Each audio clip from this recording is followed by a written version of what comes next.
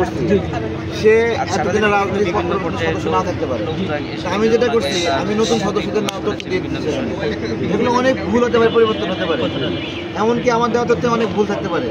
আমি তো যাচ্ছি, আমাকে বলবে এটা সংশোধন করে টেস্ট করে দাও, কিন্তু একবারে না রাজি করে খারিজ করে দিচ্ছে, এটাই আমার গায়ে লাগছে আর দুঃখজনক। আপনার কাগজপত্র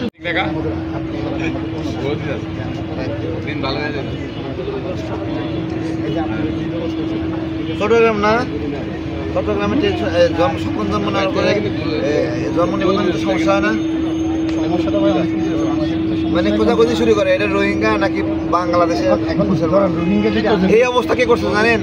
এই যে আল্লাহর বান্দারা করছে। 80,000 রোহিঙ্গার প্রতিটা ভবনের সিলান কেটে দেওয়া দরকার ভাই।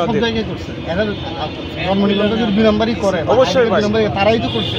আমার তো ভাই দাবি আরেকটা বাড়ানোর দরকার। তারেক ভাই যতদিন আছে ওইখানে এসি চলবে না। এই কারণে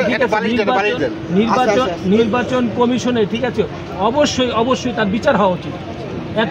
এতদিন একটা আমি নিবন্ধন না পাইলেও ডেস্টিনির মতো একটা প্রতারককে নিবন্ধন দেওয়ার কারণে তাদের বিচার হওয়া উচিত। অবশ্যই একটা যে প্রতারককে যদি 22টা জেলা লাগবে, দুটো পায় নাই, 20টা পাইছে, ও আমাদের বলতে পারতো না দুটো ভাই মিলাই দেন। ওর কি কাজ? আমাকে বাদ দেওয়ার কাজ নাকি আমাকে অন্তর্ভুক্ত করা কাজ? অন্তর্ভুক্ত করা কাজ। ও তো তাহলে বাদ দেওয়ার এজেন্ডা নিয়ে বসছে এখানে।